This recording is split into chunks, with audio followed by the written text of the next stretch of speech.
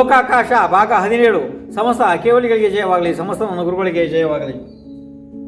ಹಿಂದಿನ ಚಿತ್ರ ನಿಮಗೇನಾದ್ರು ಗೊತ್ತಾಗಬೇಕು ಅಂತ ಅಂದರೆ ನೀವು ಇದನ್ನು ಬರೀಲೇಬೇಕಾಗ್ತದೆ. ಈಗ ಇದು ಏನು ಬರೆದಿದೆ ಇದನ್ನು ಸ್ವಲ್ಪ ಸ್ವಚ್ಛವಾಗಿ ಬರೆದುಕೊಡ್ರಿ. ನೋಡ್ರಿ, ಮೊದಲು ಇಲ್ಲಿ ಇದು ಕಾಲ, ಶರೀರದ ಎತ್ತರ, ಆಯು, ಭೂಮಿ, ಕಾಲದ ಪ್ರಮಾಣ ಅಂದರೆ ಕಾಲ ಎಷ್ಟು ಸಮಯ ಅಂದರೆ ಎಷ್ಟು ಕಾಲದವರೆಗೆ ಅದು ಇರ್ತದೆ ಭೂಮಿ, ಆ ರೀತಿ. ಹಾಂ, ಈಗ ಇಲ್ಲಿ ನೋಡ್ರಿ, 1 ಸುಷ್ಮಾ, ಶರೀರದ ಎತ್ತರ 3 ಕೋಶ, ಆಯು 3 ಪಲ್ಯ, ಭೂಮಿ ಉತ್ತಮ ಭೂಮಿ, ಕಾಲದ ಪ್ರಮಾಣ ಅಂದರೆ ಆ ಕಾಲ ಎಷ್ಟು ಸಮಯ ನಡೀತದೆ ಅಂತ ಹೇಳಿ ಗೊತ್ತಾಯ್ತು. ಜೀವಗಳ ಆಯು ಅಲ್ಲ ಹಾಗೆ ತಿಳಿಬೇಡ್ರಿ. ಹಾಂ, ಜೀವಗಳ ಆಯು ಇಲ್ಲಿದೆ, ಆದರೆ ಆ ಭೂಮಿ ಎಷ್ಟು ವರ್ಷದ ತನಕ ನಡೀತದೆ ಅದು ಆ ರೀತಿ. ಹಾಂ, ಇಲ್ಲಿ ಕಾಲದ ಪ್ರಮಾಣ ನೋಡಿ, ಇಲ್ಲಿ ಸುಷ್ಮ ಕಾಲದ ಎಷ್ಟಪ್ಪ, 4 ಕೋಟಿ ಸಾಗರಗಳು. ಅರ್ಥ ಆಯ್ತಲ್ಲ? ಇದೇ ರೀತಿ ಕೆಳಗಡೆಯ ಎಲ್ಲ ನೋಡ್ಕೋಬೇಕಿನ್ನು. ನೋಡಿ, 2ನೇದು ಸುಷ್ಮಾ ಕಾಲ, ಇಲ್ಲಿ ಶರೀರದ ಎತ್ತರ 2 ಕೋಶ, ಆಯು 2 ಪಲ್ಯ, ಮಧ್ಯಮ ಭೋಗಭೂಮಿ ಇದು, ಮತ್ತು ಇದು 3 ಕೋಟಿ ಸಾಗರ ಪ್ರಮಾಣ ನಡೆಯುತ್ತದೆ ಆ ಭೂಮಿ. ಇದಾದಮೇಲೆ ಇನ್ನು ಇಲ್ಲಿ 3 ದುಷ್ಮಾ ಕಾಲ, ಶರೀರದ ಎತ್ತರ 1 ಕೋಶ, ಆಯು 1 ಪಲ್ಯ, ಇದು ಜಗನೇ ಭೋಗಭೂಮಿ, ಇದು 2 ಕೋಟಿ ಸಾಗರ ಪ್ರಮಾಣ ನಡೆಯುತ್ತದೆ. ಇನ್ನು ಮುಂದೆ ಬಂತು, ಇದು ನೋಡಿ 4ನೇ ಕಾಲ. ಇಲ್ಲಿ ಇದು ಸುಷ್ಮಾ, ಶರೀರದ ಎತ್ತರ 500 ಧನುಷು, ಆಯು 1 ಕೋಟಿ ಪೂರ್ವ ಅಂದರೆ ಭಾಳ ಜಾಸ್ತಿ ಸಿಕ್ಕರೆ. ಇನ್ನು ಮುಂದೆ ಇದು ಕರ್ಮಭೂಮಿ. ಈಗ ಭೋಗಭೂಮಿ ಹೋಯಿತು, ಇದು ಕರ್ಮಭೂಮಿ. ಇದರ ಸಮಯ 42,000 ವರ್ಷ ಕಡಿಮೆ 1 ಕೋಟಿ ಸಾಗರಗಳು. ಇನ್ನು ಮುಂದಿನ ನೋಡಿ 5ನೇ ಕಾಲ ದುಷ್ಮಾ ಕಾಲ ಅಂದರೆ ಈಗ ನಡೀತಾ ಇದೆಯಲ್ಲ ನಮ್ಮದು ಇದು ದುಷ್ಮಾ ಕಾಲ. ಶರೀರದ ಭಾಳ ಜಾಸ್ತಿ ಎತ್ತರ ಅಂದರೆ 7 ಕೈ, ಭಾಳ ಜಾಸ್ತಿ ವರ್ಷ ಬದುಕ್ರೆ 120 ವರ್ಷ. ಇದು ಕರ್ಮಭೂಮಿ ಇದೆ ಇದು. ಮತ್ತು ಇದರ ಕಾಲ 21,000 ವರ್ಷಗಳು ನಡೀತದೆ. ಇದು ನೋಡಿ 21,000 ವರ್ಷಗಳು ನಡೀತದೆ. ಈಗ ನಮ್ಮದು ಕಾಲ ನಡೀತಿದೆಯಲ್ಲ ಇದು ಪಂಚಮ ಕಾಲ. ಇದರೊಳಗಡೆ 2,550 ವರ್ಷ ಮುಗಿದೋಯ್ತು. ಈಗ ಇನ್ನು ಇದು ಇಷ್ಟು ಕಾಲ ಉಳಿದಿದೆ. ಇನ್ನು ಮುಂದೆ ನೋಡ್ರಿ, ಇಲ್ಲಿ 6ನೇ ಕಾಲ ನೋಡ್ರಿ, ದುಷ್ಮಾ. ಇದು ಇಲ್ಲಿ 2 ಕೈ ಎತ್ತರ ಇರ್ತದೆ ಶರೀರ, ಅಂದರೆ ಭಾಳ ಜಾಸ್ತಿ ಅಂದರೆ ಆಯು 16 ವರ್ಷ ಇರ್ತದೆ. ಇದು ಕರ್ಮಭೂಮಿ ಇರ್ತದೆ, ಮತ್ತು ಇದು ಕೂಡ 21,000 ವರ್ಷಗಳು ನಡೆಯುತ್ತದೆ ಈ ಭೂಮಿ. ಈಗ ನೀವು ಇದನ್ನು ಅಂದರೆ ಈಗೇನು ಬರೆದಿದ್ದೀಯಲ್ಲ ಇದನ್ನು ನೀವು ಸ್ವಚ್ಛ ಬರ್ಕೊಳ್ಳೇಬೇಕು, ಬರದೇ ಕಲಿಬೇಕು. ಇಷ್ಟು ವೇಗವಾಗಿ ನನಗಂತ ನಿಮಗೆ ಎಲ್ಲ ಭಾಳ ಇದು ಮಾಡ್ಲಿಕ್ಕಾಗಲ್ಲ. ನೀವು ಇದನ್ನ ಬರ್ಕೋಬೇಕು, ಹೆಂಗಾರು ಮಾಡಿ ಬರಿಬೇಕಿದ್ನ ಕಲಿಬೇಕು. ನೋಡಿ, ಇನ್ನೊಂದ್ಸಲ ನೋಡ್ಕೊಡ್ರಿ.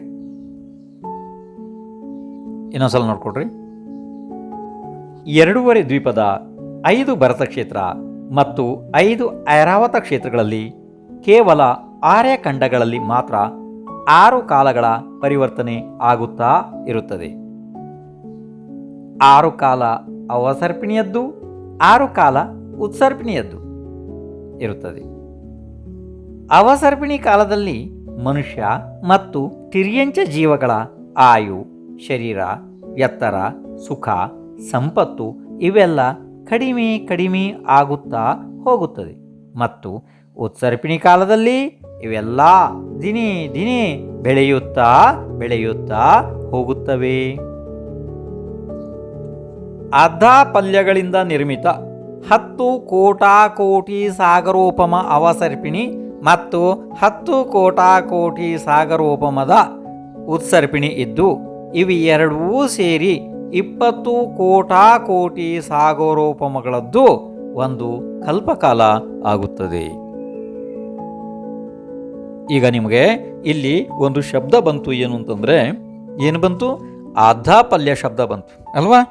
ನೋಡ್ತಾ ಇದ್ದೀರಲ್ಲ ಅಲ್ಲಿ ಶಬ್ದವನ್ನು. ಆಧಾಪಲ್ಯ ಶಬ್ದ ಬಂತು. ಈಗ ಆಧಾಪಲ್ಯ ಶಬ್ದ ಬಂದರೆ ಇಲ್ಲಿದೆ ನೋಡ್ರಿ, ಇದು ಇಲ್ಲಿ ಆಧಾಪಲ್ಯ ಶಬ್ದ.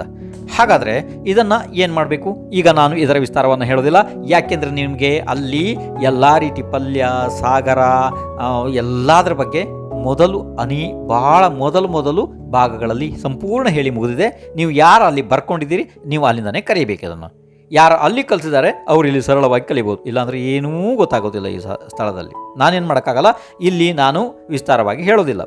ಹೇಳುವಂಥ ಪ್ರದೇಶ ಅಲ್ಲ ಇದು. ಏಕೆಂದರೆ ಅದು ಹೇಳುವಂಥ ವಿಷಯ ಆ ಹಿಂದಿನ ಸಮಯ ಮುಗಿದೋಯ್ತು. ಇನ್ನು ಇದನ್ನು ನಾನು ವಿಸ್ತಾರವಾಗಿ ಹೇಳೋದಿಲ್ಲ.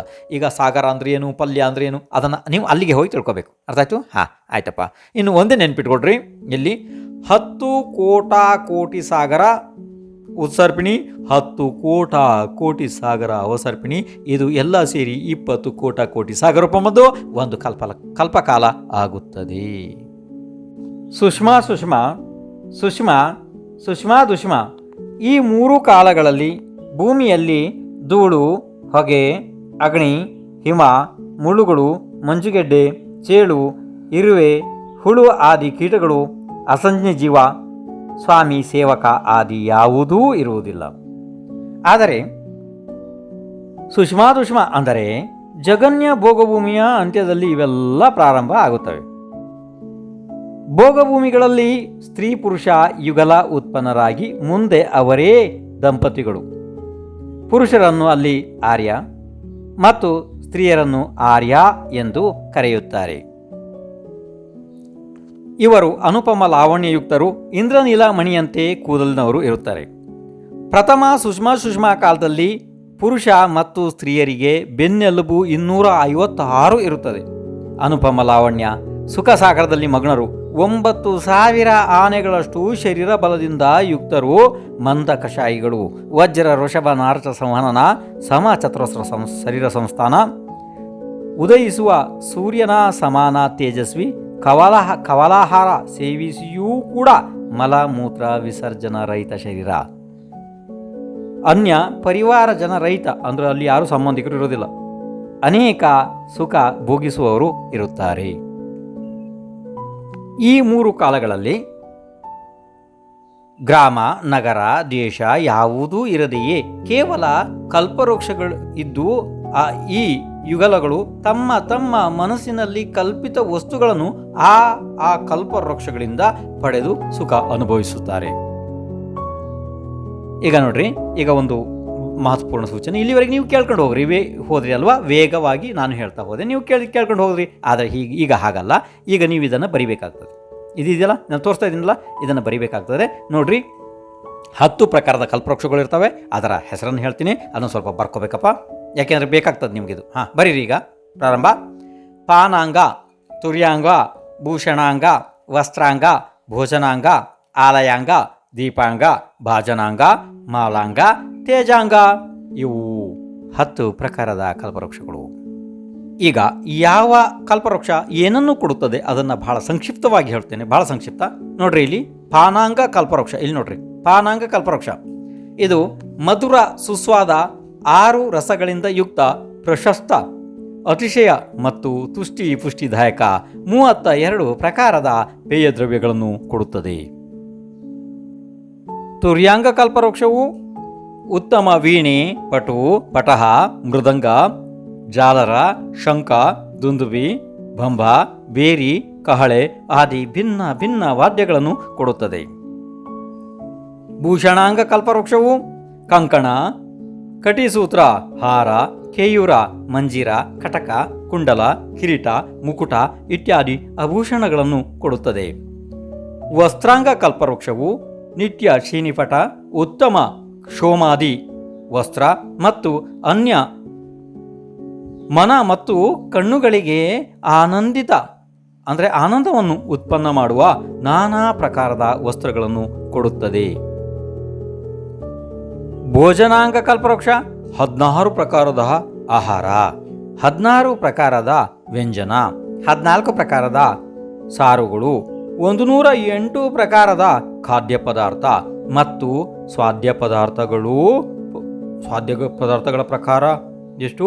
363 ಪ್ರಕಾರ ಮತ್ತು 63 ಪ್ರಕಾರದ ರಸಭೇದಗಳನ್ನು ಪೃಥಕ್ ಅಂದರೆ ಬೇರೆ ಬೇರೆಯಾಗಿ ಕೊಡುತ್ತದೆ. ಆಲಯಾಂಗ ಕಲ್ಪವೃಕ್ಷ ಸ್ವಸ್ತಿಕ ಮತ್ತು ನಂದ್ಯಾವರ್ತ ಇತ್ಯಾದಿ 16 ಪ್ರಕಾರದ ರಮಣೀಯ ದಿವ್ಯ ಭವನಗಳನ್ನು ಕೊಡುತ್ತದೆ. ದೀಪಾಂಗ ಕಲ್ಪವೃಕ್ಷ ಭವನ ಪ್ರಸಾದಗಳಲ್ಲಿ ಶಾಖ, ಚಿಗುರು ಎಲೆ, ಫಲ, ಹೂವು ಮತ್ತು ಅಂಕುರ ಆದಿಗಳಿಂದ ಬೆಳಗುತ್ತಿರುವ ದೀಪದ ರೀತಿ ಪ್ರಕಾಶವನ್ನು ಕೊಡುತ್ತವೆ. ಬಾಜನಾಂಗ ಕಲ್ಪವೃಕ್ಷ ಇದು ಬಂಗಾರ ಮತ್ತು ಅನೇಕ ರತ್ನಗಳಿಂದ ನಿರ್ಮಿತ ಬಿಳಿಯ ಜಾರಿ, ಕಳಶ, ಹಂಡೆ, ಚಾಮರ ಮತ್ತು ಆಸನ ಆದಿಗಳನ್ನು ಕೊಡುತ್ತದೆ. ಮಾಲಾಂಗ ಕಲ್ಪವೃಕ್ಷ ಬಳ್ಳಿ, ಸಣ್ಣ ಸಸಿ, ಗುಚ್ಛ, ಲತೆಗಳಿಂದ ಉತ್ಪನ್ನ 16,000 ಭೇದರೂಪ ಪುಷ್ಪಗಳ ವಿವಿಧ ಮಾಲೆಗಳನ್ನು ಕೊಡುತ್ತದೆ. ತೇಜಾಂಗ ಕಲ್ಪವೃಕ್ಷ ಮಧ್ಯಾಹ್ನದ ಸಮಯದ ಕೋಟಿ ಸೂರ್ಯರ ಕಿರಣದಂತೆ ಹೊಳೆಯುತ್ತಾ ಇರುತ್ತದೆ. ಇವೆಲ್ಲ ಕಲ್ಪವೃಕ್ಷ ಜೀವಗಳು ಹಿಂದೆ ಸಂಗ್ರಹಿಸಿದ ಪುಣ್ಯದ ಫಲಗಳನ್ನು ಕೊಡುವ ಪೃಥ್ವಿಕಾಯ ಇವೆ. ಭೋಗಭೂಮಿ ಜೀವಿಗಳಿಗೆ ಅಕಾಲ ಮೃತ್ಯು ಅಂದರೆ ಅಪಮೃತ್ಯು ಇಲ್ಲ. ಆಯು ಮುಗಿಯುವವರೆಗೆ ಅವರು ಚಕ್ರವರ್ತಿಗಳಿಗಿಂತ ಅನಂತ ಪಟ್ಟು ಸುಖವನ್ನು ಭೋಗಿಸುತ್ತಾರೆ. ಜೀವಗಳು ಭೋಗಭೂಮಿಗಳಲ್ಲಿ ಉತ್ಪನ್ನವಾಗುವ ಕಾರಣಗಳು ಮಿಥ್ಯಾತ್ವ ಭಾವದಿಂದ ಯುಕ್ತ ಇದ್ದರೂ ಕೂಡ ಮಂದ ಕಷಾಯಿ, ಕುಚೇಷ್ಟೆ, ಅಸೂಯೆಗಳಿಂದ ರಹಿತ, ಮಾಂಸಾಹಾರ ತ್ಯಾಗಿ, ಮಕರ ಅಂದರೆ ಮದ್ಯ ಮಧು ಮಾಂಸ ಮತ್ತು ಉದುಂಬರ ಫಲಗಳ ತ್ಯಾಗಿ, ಸತ್ಯವಾದಿ, ಅಭಿಮಾನರಹಿತ, ವೇಶ್ಯ ಮತ್ತು ಪರಸ್ತ್ರೀ ತ್ಯಾಗಿ, ಗುಣಿ ಜೀವಗಳ ಗುಣಗಳಲ್ಲಿ ಆಸಕ್ತ, ಪರಾಧೀನನಾಗಿ ಜಿನ ಪೂಜೆ ಮಾಡುವವರು ಇಂಥವರೆಲ್ಲನೂ ಅಲ್ಲಿ ಹೋಗಿ ಉತ್ಪನ್ನ ಆಗುತ್ತಾರೆ. ಮತ್ತು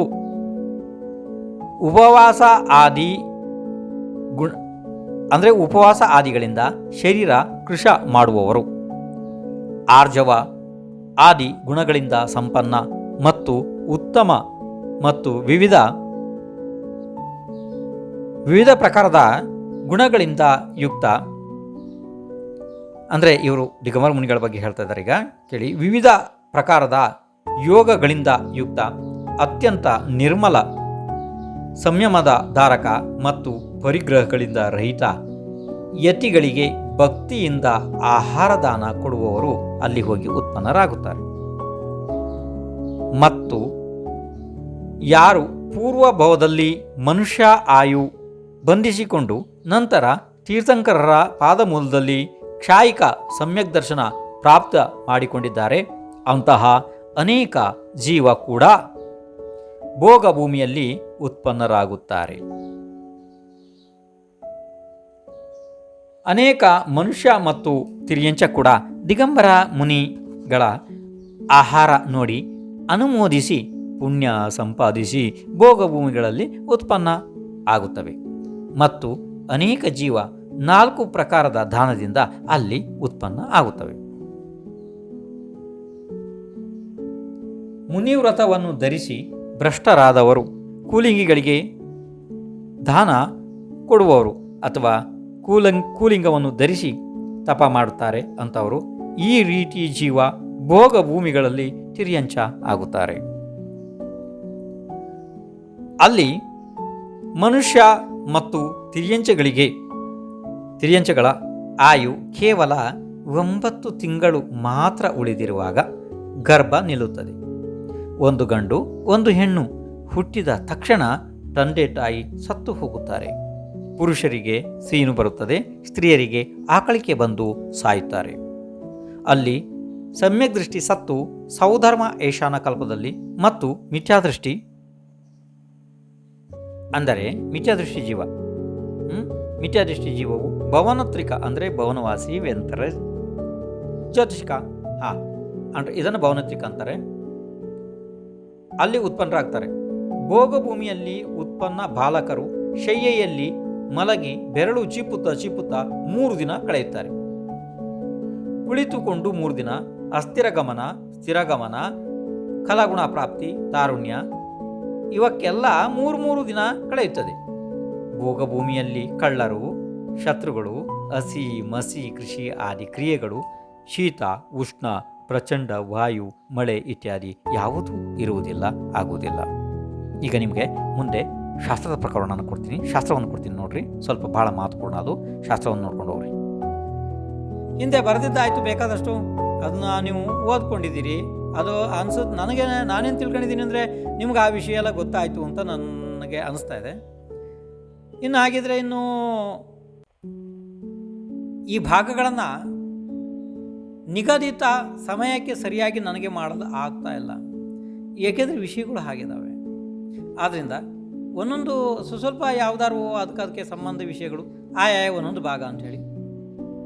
ಈಗ ಸಮಯ ಆಗ್ತಾ ಇದೆ, ನಾಳೆ ಸಮಯಕ್ಕೆ ಸರಿಯಾಗಿ ಬಂದುಬಿಡ್ರಿ. ಸಮಸ್ತ ಕೇವಲಿಗಳಿಗೆ ಜಯವಾಗಲಿ. ಜಿನವಜನ ಕೇಳ್ತೀರಿ, ಪುರಾಣ ಕೇಳ್ತೀರಿ, ಸಣ್ಣ ಸಣ್ಣ ಕತೆ ಕೇಳ್ತೀರಿ, ಮೊಬೈಲ್ ಕೈಯಲ್ಲಿ ತಗೊಳ್ಳಿ, ನೆಟ್ ಓಪನ್ ಮಾಡಿ ಪ್ಲೇ ಸ್ಟೋರ್ ತೆಗಿ, ಟೈಪ್ ಹೊಡಿರಿ ವಿದ್ಯಾಭೂಷಣ್ ಮಾರ ಆಪ್ ಡೌನ್ಲೋಡ್ ಮಾಡಿಕೊಳ್ಳಿರಿ. ಎಲ್ಲರಿಗೂ ಜೈ ಜಿನೇಂದ್ರ.